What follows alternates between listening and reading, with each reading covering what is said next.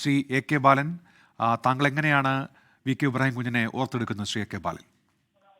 എതിർചേരിയിലുള്ള എൻ്റെ ഏറ്റവും പ്രിയപ്പെട്ട സുഹൃത്തായിരുന്നു ഇബ്രാഹിം കുഞ്ഞ്.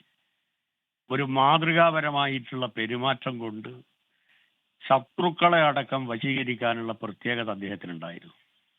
മന്ത്രിയായിരിക്കുമ്പോഴും MLA ആയിരിക്കുമ്പോഴും അദ്ദേഹത്തോടൊപ്പം നിയമസഭയിൽ 4 പ്രാവശ്യം ഞാനും ഉണ്ടായിരുന്നു. ഞാൻ ജനിച്ചു വളർന്ന എൻ്റെ സ്വന്തം നാട്ടിൽ ഒരു റോഡിൻ്റെ പണി സ്തംഭനാവസ്ഥയിലായ സമയത്ത് അദ്ദേഹം നേരിട്ടിടപെട്ടു. എൻ്റെ വീട്ടിൽ വന്നു, എൻ്റെ അമ്മയോടൊപ്പം ഇരുന്ന് രാവിലത്തെ ഭക്ഷണം കഴിച്ച് ഉദ്ഘാടനം ചെയ്ത് തിരിച്ചു പോയ രംഗം ഞാൻ ഇന്ന് ഓർക്കുകയാണ്.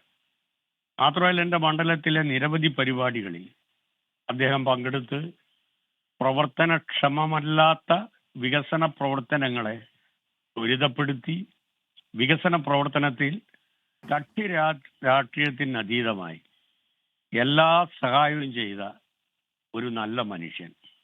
മുസ്ലിം ലീഗിലെ മതനിരപേക്ഷതയുടെ ഒരു സൗമ്യ മുഖം.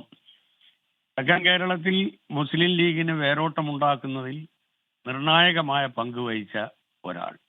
ഞാൻ അദ്ദേഹത്തെ നിയമസഭയിൽ ശക്തമായ വകുപ്പിനെ വിമർശിച്ചൊരു ഘട്ടം ഞാൻ ഓർക്കുകയാണ്.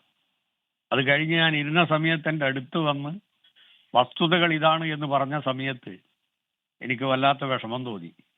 ഞാൻ അദ്ദേഹത്തോട് പറഞ്ഞു, പ്രതിപക്ഷത്താണ് ഞങ്ങൾ ഇരിക്കുന്നത്, സാധാരണ നിലയിൽ വിമർശിക്കുക എന്നുള്ളത് ഞങ്ങളുടെ ഒരു കടമയാണ്. അത് വളരെ പോസിറ്റീവായി ചെയ്തു എന്നതിനപ്പുറം താങ്കൾ അതിനെ വ്യക്തിപരമായി കാണരുത് എന്ന് പറഞ്ഞു. എപ്പോഴും വിമർശിച്ചാൽ പോലും ഒരു ബുദ്ധിമുട്ടും ഇല്ലാതെ സ്നേഹബന്ധം അദ്ദേഹം കാത്തു സൂക്ഷിക്കും.